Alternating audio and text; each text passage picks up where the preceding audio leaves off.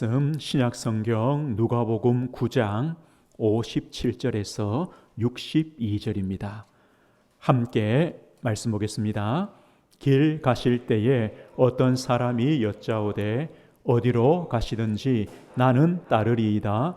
예수께서 이르시되 여우도 굴이 있고 공중의 새도 집이 있으되 인자는 머리 둘 곳이 없도다 하시고 또 다른 사람에게 나를 따르라 하시니 그가 이르되 나로 먼저 가서 내 아버지를 장사하게 허락하옵소서.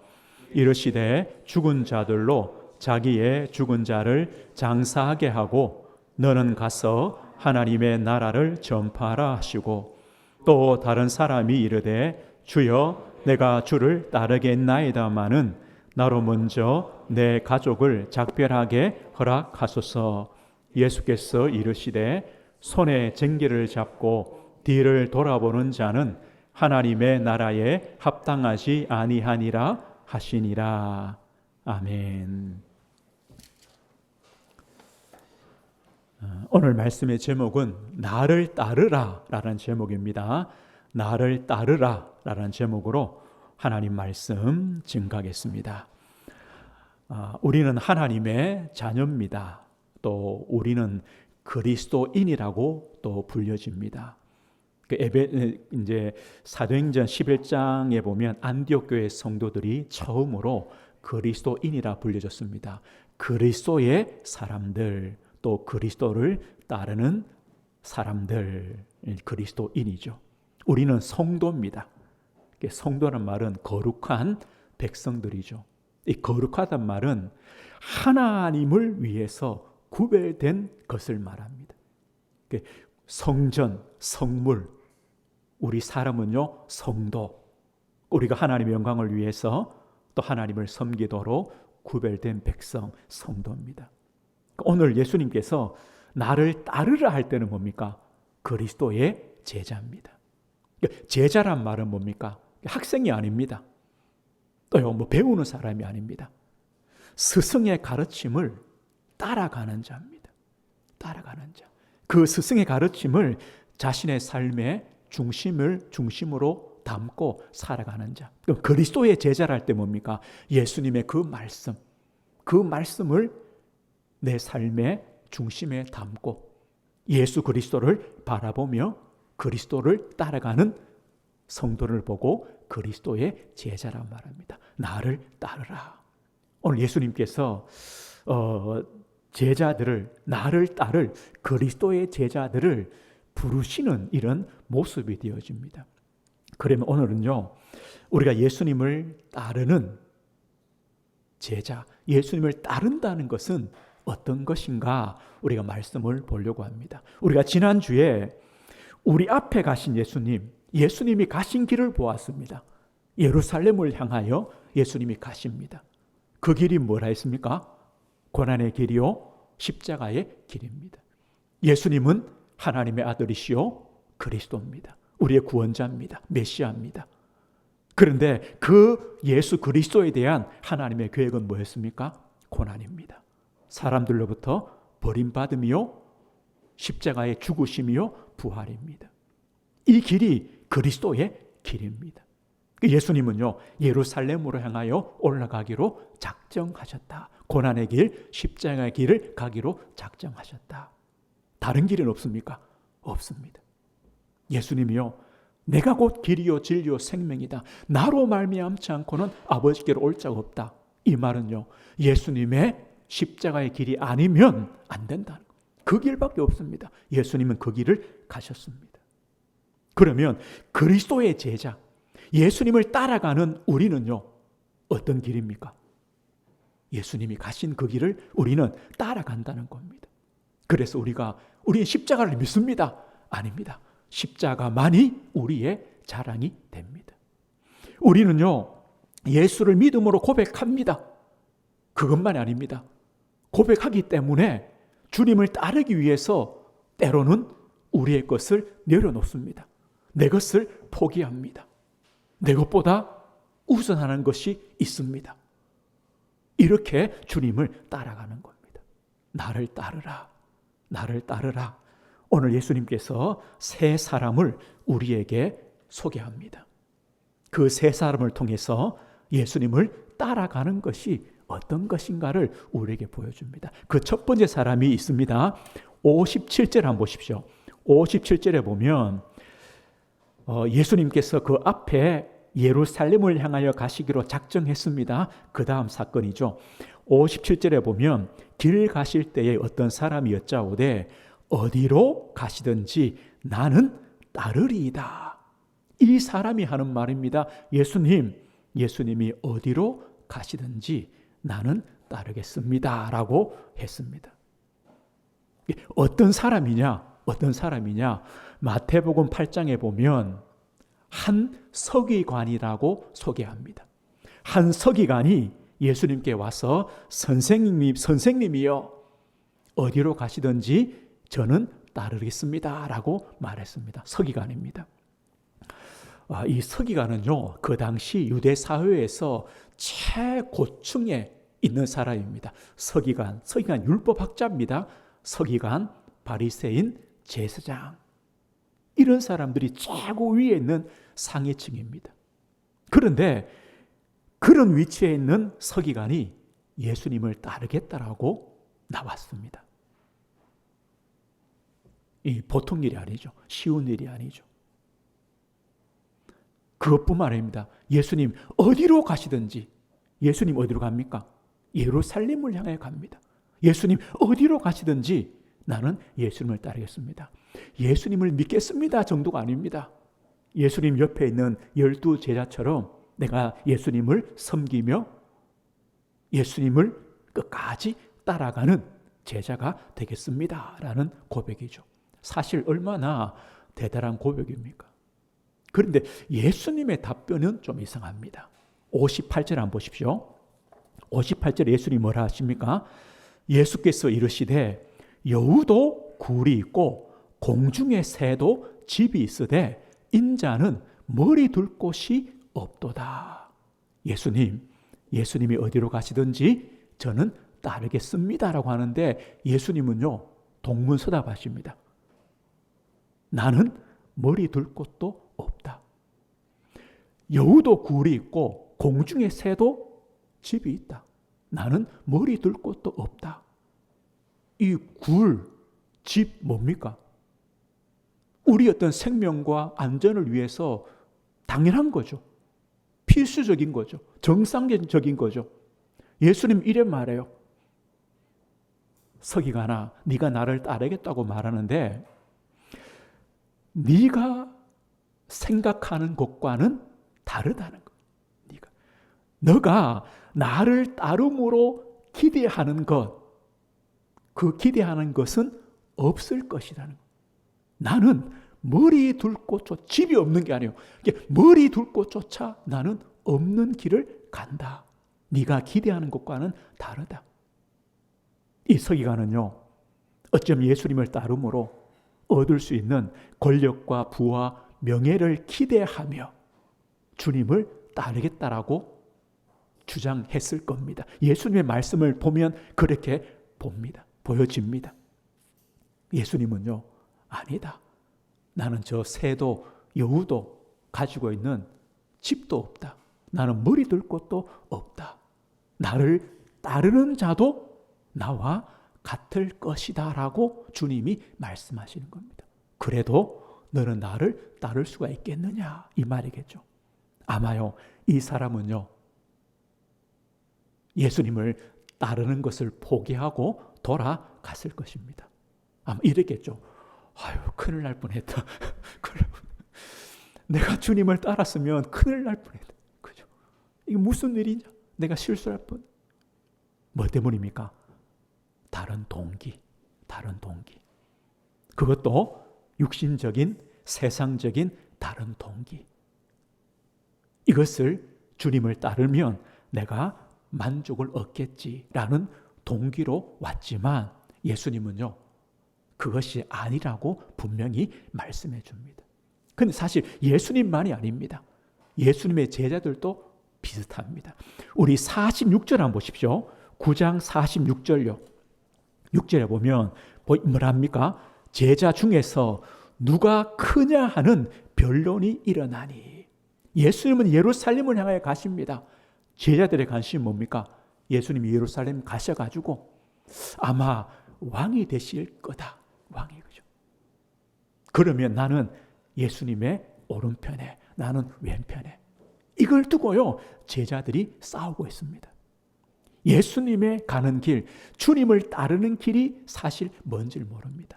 그 중에 대표가 누굽니까? 가룟 유다 아닙니까? 자신의 어떤 봉기 목적과 주님 가는 길이 다르니까 예수님을 은삼십에 팔아버립니다. 우리 손에 우리 어떻습니까? 우리는 어떤 동기와 목적 가지고 예수님께 나왔습니까? 예수 믿으면 우울증 치료되고, 예수 믿으면 갱년기도 없어지고, 예수 믿으면 암도 낫고, 치료 안 되면 어떡합니까? 예수를 따르는 것을 포기할 겁니까? 그게 진짜 목적입니까? 또 한 사람이 있습니다. 우리 59절 한번 보십시오. 59절요. 이제는 다른 사람에게, 예수님 말씀합니다. 다른 사람에게 나를 따르라 하시니. 주님이 먼저 말씀하는 거죠. 나를 따르라. 그가 이르되 나로 먼저 가서 내 아버지를 장사하게 허락하옵소서라고 말합니다. 우리가 이렇게 보면 쉽습니다. 또 다른 사람에게, 이 사람은요, 지금 첫 번째 서기관과 예수님과의 대화를 들은 사람입니다. 들었습니다. 예수님이 나는 머리 둘 곳도 없다라는 얘기를 들었습니다. 그런데 예수님께서 나보고 너는 나를 따르라고 말합니다. 어떻습니까? 따를 수 있습니까? 아니, 예수님은 머리 둘 곳도 없다는데 그 예수를 따라가면 나도 머리 둘 곳도 없을 것인데 따를 수 있겠습니까? 그때 이 사람이 뭐라 말합니까? 나로 먼저 가서 내 아버지를 장사하게 허락하옵소서라고 말합니다. 마침 그죠? 예수님이 나를 따르라 하는데 마침 아버지가 돌아가셨어요. 마침 급한 일이 생겼어요. 이거 하지 않으면 안 될 일이 생겼어요. 핑계거리가 생긴 거예요. 그 예수님께 아버지를 장사하고 오게 해 주십시오. 그 다음에 주님을 따르겠습니다. 이게 뭔 어렵습니까? 그래, 장례 지내고 와라. 그런데요, 지금 우리 장례식하고 조금 다릅니다. 우리는 뭐 3일장, 5일장하고만 끝나잖아요. 유대의 장례는 이렇다고 해요. 장례가 참 중요해요. 다른 모든 일보다 장례가 가장 앞서요. 예배보다 장례를 더 중요하게 여기는 것이 지금 유대의 그런 문화예요. 그런데 보십시오. 아버지가 돌아가셨어요. 얼마나 중요합니까? 그럼 어떻게 장례를 지내느냐? 이 가족 중에 누가 죽으면 당일입니다. 그날 그 시신을 무덤으로 가지고 와서 세마포로 싸서 돌로 판 가족의 무덤에 안장합니다. 죽은 당일입니다. 그 예수님도 십자가에서 내려서 바로 세마포로 싸서 아레마대 요셉의 무덤에 넣었죠. 마찬가지로 당일날 이미 장례는 끝나버립니다. 그 다음에 일주일 동안 가족들이요, 애도의 시간 갖습니다. 그리고 한 달 동안은요, 가족들이 어떤 모임에도 참여하지 않습니다. 뭐 성전 예배도 참여하지 않습니다. 그 다음에요, 1년 후에 다시 그 무덤에서 그 뼈들을 모아서 석골함에, 유골함에 넣습니다. 이렇게 장례가 끝나는 겁니다.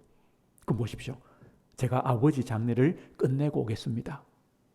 그럼 그 기간이 얼마입니까? 일주일입니까? 한 달입니까? 1년입니까? 그럼 아버지 돌아가셨어요? 또 어머니 돌아가시면요? 또 일주일입니까? 한 달입니까? 또 1년입니까? 장모님 돌아가셨어요.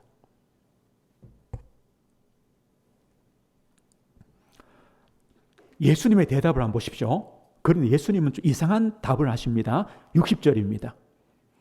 이르시되 죽은 자들로 자기의 죽은 자들을 장사하게 하고 너는 가서 하나님의 나라를 전파해라. 죽은 자들로 자기의 죽은 자들을 장사하게 해라. 뭔 말입니까? 예수님 말씀 이 말씀입니다.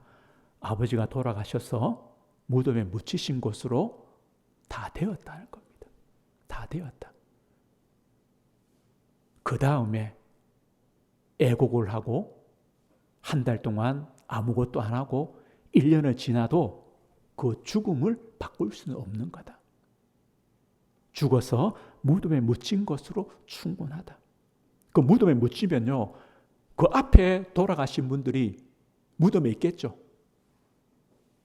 그 죽은 사람이 그 죽은 사람 장례하게 해라. 애도하게 해라. 무덤에 묻힌 걸로 너는 끝이다. 너 할 일은 했다. 너는 그것보다 더 급한 일이 있다.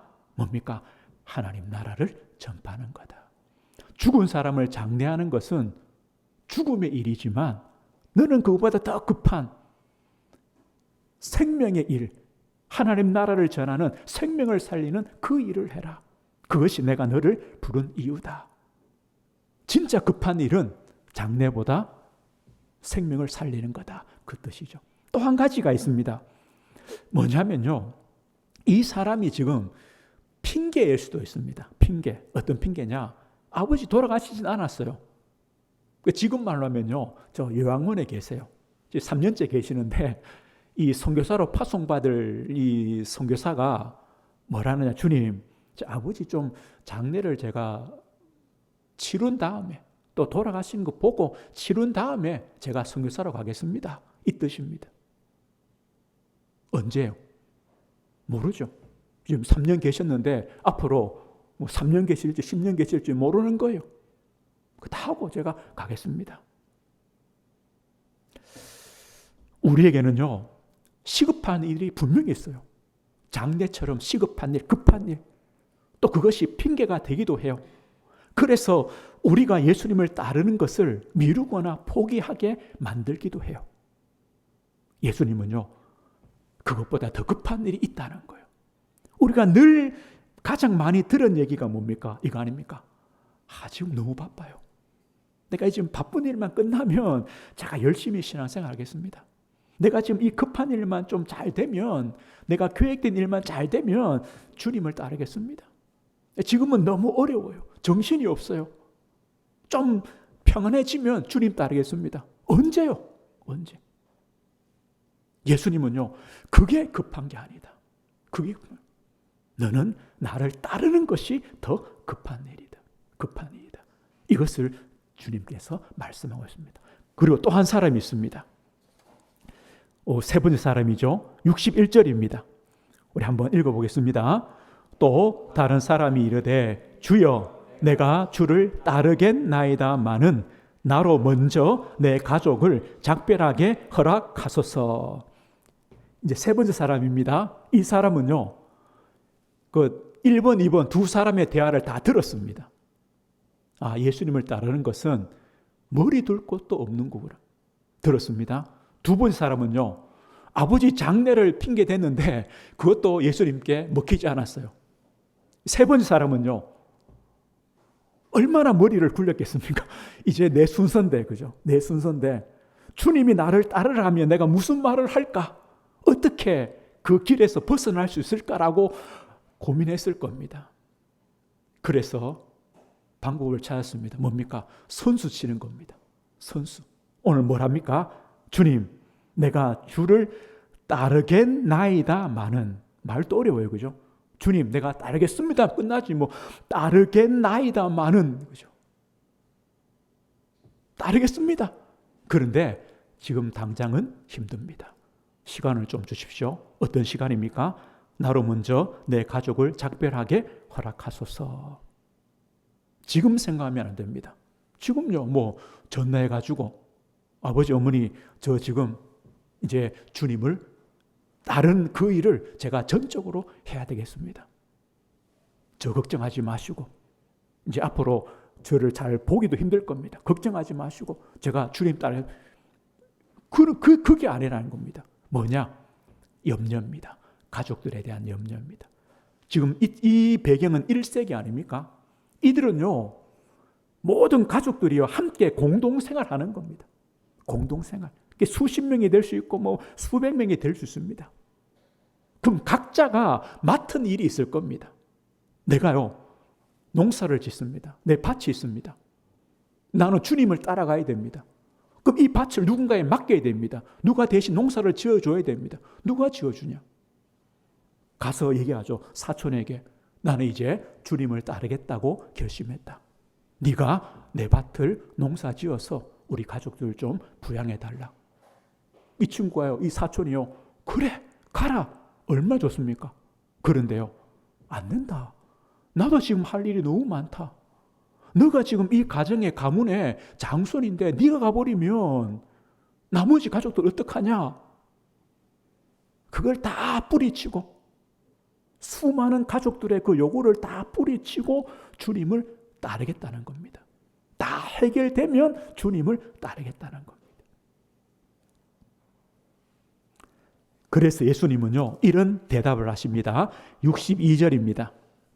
우리 같이 읽어보겠습니다.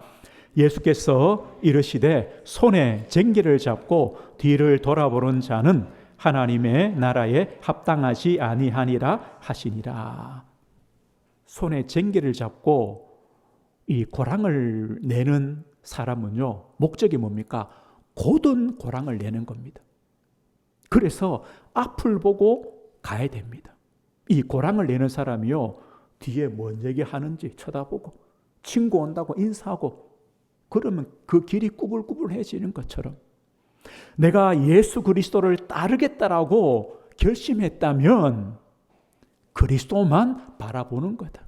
그리스도만 바라보는 거다. 혹시 가족들의 반대가 있을 수 있고 세상의 반대가 있을 수 있고 세상의 유혹도 있고 내가 주님을 따르는 것보다 더 큰 이익을 주는 것이 있다고 해도 그거 쳐다보지 않고 주님만 보고 가는 거다. 그래야 하나님 나라에 합당하다, 바른 주님을 따르는 길을 갈 수 있다라는 말입니다. 다시 말하면요, 우리의 뒤를 돌아보게 하는 것들이 너무 많다는 거예요. 이것도 염려되고 내가 주님을 따르는데 저것도 염려되고 자꾸 뒤를 돌아본다는 거죠. 성경에는 뒤를 돌아본 사람이 있습니다. 누가복음 17장에 보면요, 롯의 처를 기억해라. 롯의 처, 롯의 아내죠. 소돔성에 하나님이요 불과 유황을 내립니다. 심판하십니다. 그때 이 롯의 가족을요 하나님이 대피시키십니다. 소알이란 조그만 성으로 도피시키시는데 이 롯의 가족이 소돔에서 나왔습니다. 소알로 달려갑니다. 그때 이 소돔에요 불과 유황이 내립니다. 이 롯의 처가 뭐 하느냐? 뒤를 돌아봅니다. 소돔을 쳐다봅니다. 어디를 봐야 됩니까? 소알을 보고 내가 갈 곳을 보고 달려가야 되죠. 그런데 어디를 봅니까? 소돔. 왜요? 내가 살던 것, 내가 누렸던 것, 내가 좋아했던 것, 이게 다 불타는구나. 그걸 쳐다봅니다. 그러다가 뭐가 됐습니까?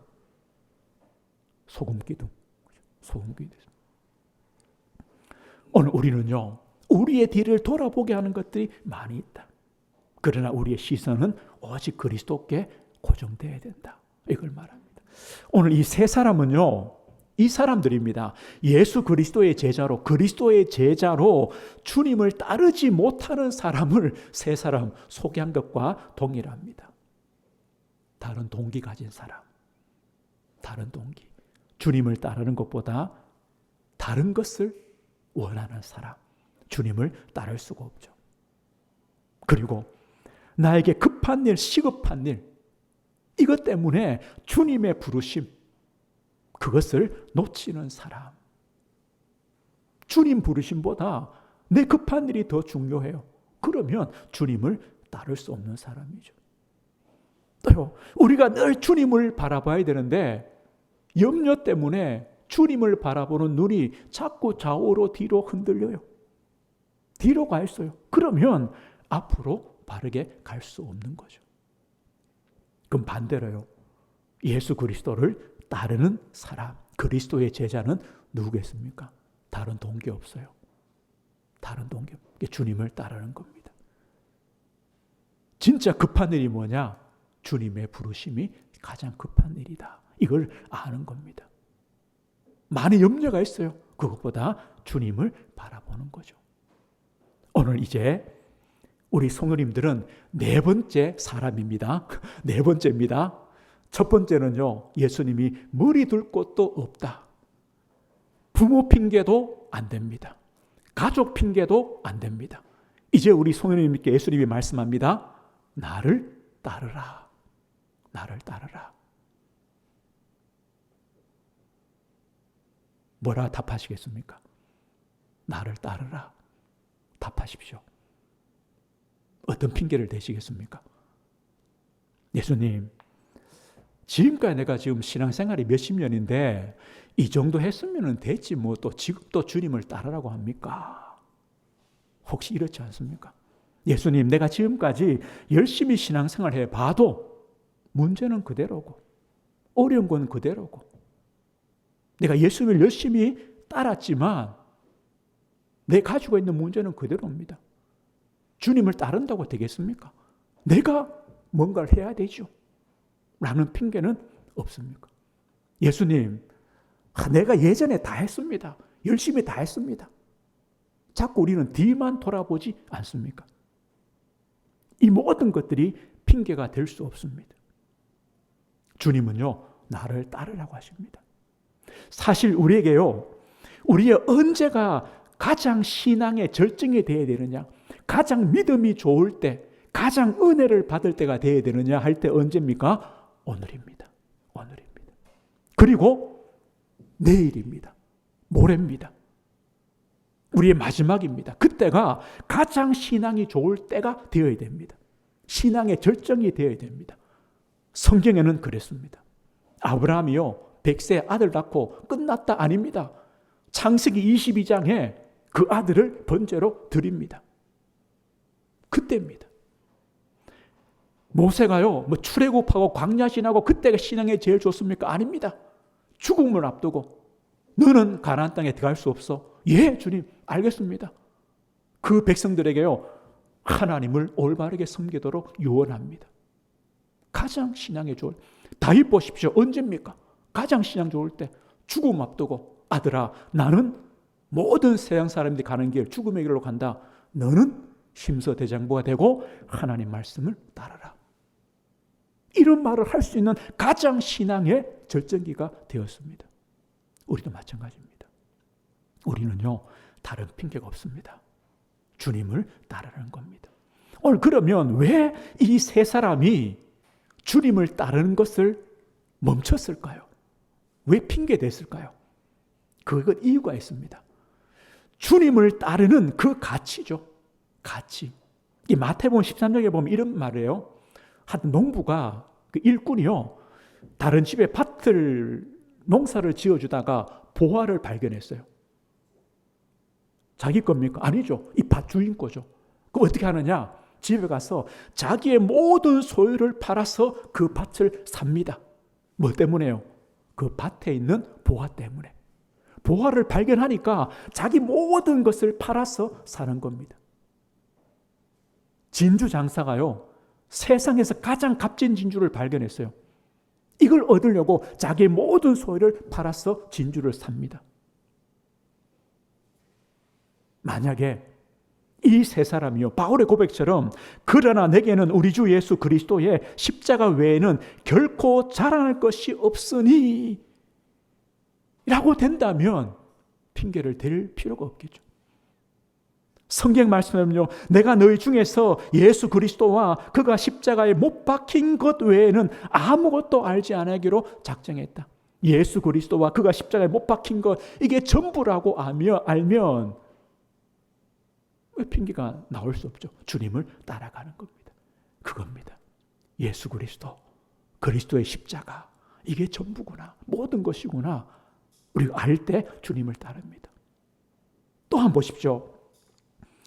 이들이 가지고 있는 어떤 내 동기들 아니면 내 급한 것들, 내 핑계거리들, 내 염려들, 나를 뒤돌아보게 하는 것들, 그것도 주님께 맡길 수 있지 않습니까? 맡길 수 있습니까? 내 삶에 필요한 것들 주님께 맡길 수 있지 않습니까?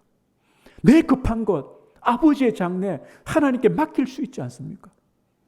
가족들의 반대, 그것도 하나님께 맡길 수 있지 않습니까? 이걸 모르면, 맡기면 된다는 것을 모르는 겁니다. 우리 마태복음 28장의 말씀을, 하늘과 땅의 모든 권세가 주님께서 우리를 부르십니다. 너는 가서 모든 민족을 제자 삼아라. 누가요? 하늘과 땅의 모든 권세 가지신 주님께서. 끝이 아닙니다. 내가 세상 끝날까지 너희와 항상 함께 하겠다.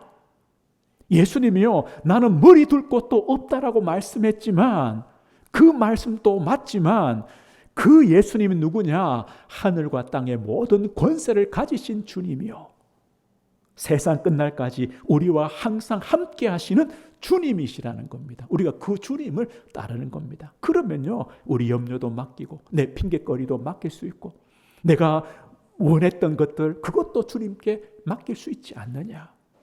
맡긴다면 우리도 주님을 따라갈 수, 그리스도의 제자로 살아갈 수 있다는 거죠. 오늘 말씀했습니다. 오늘 저와 우리 성도님들, 예수 그리스도를 믿고 또 그리스도의 말씀을 우리가 가지고 그리스도의 제자로 우리가 살아가는 것, 예수님을 따라가는 것, 이것보다 더 귀한 가치는 없습니다. 우리가 믿는 예수님, 또 우리가 가진 믿음, 사실 히브리서 11장에 보면 그 성도들과 동일하죠. 그 성도들이 믿었던 예수님, 그 믿음 우리와 동일합니다. 그런데 그들은요, 예수를 믿는 것 때문에 어떤 고난과 핍박과 환난과 죽음도 담대하게 받아들였고 주님을 따라갔습니다.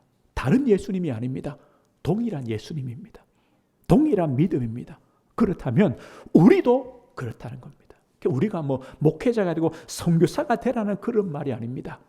우리가 하나님의 자녀로, 그리스도의 제자로, 그리스도인의 길을, 예수 믿는 자의 길을 걸어 가시는 겁니다. 그리스도의 십자가를 자랑하는 길로 우리가 가시는 겁니다. 그걸 말씀합니다. 그래서 오늘 주님이 우리에게 또 말씀합니다. 우리에게 또 묻습니다. 그래도 나의 길로 오겠느냐? 마음속에 대답해 보십시오. 그래도 나의 길로 오겠느냐? 그래도 나를 따르겠느냐? 우리 마음속에요, 주님, 아멘입니다. 아멘입니다. 내가 주님을 따르겠습니다. 그리스도의 제자로 살아가겠습니다. 그리스도만 자랑하는 성도가 되겠습니다. 우리 마음에요, 아멘이 일어나야 됩니다. 또 꼭요, 아멘 하시는 우리 성도들 되시길 주 예수 이름으로 축원드립니다. 하나님 아버지 감사합니다. 오늘은 주님께서 나를 따르라라고 말씀했습니다. 주님, 저희들이 연약하고 염려도 많고 또 급한 것도 많고 또 우리의 어떤 목적과 동기도 있고 또 핑계거리도 많지만 그것보다 예수 그리스도를 따르는 것, 그리스도의 십자가를 자랑하는 것, 예수 그리스도가 전부임을 우리가 알게 하셔서 주님을 따라가는 그리스도의 제자로 믿음의 삶을 살아가도록 은혜를 주옵소서. 우리 안에 아멘의 고백이 있는 우리 모든 성도들, 우리 자녀 후대들 될 수 있도록 은혜를 주옵소서. 예수 그리스도 이름으로 기도드립니다. 아멘.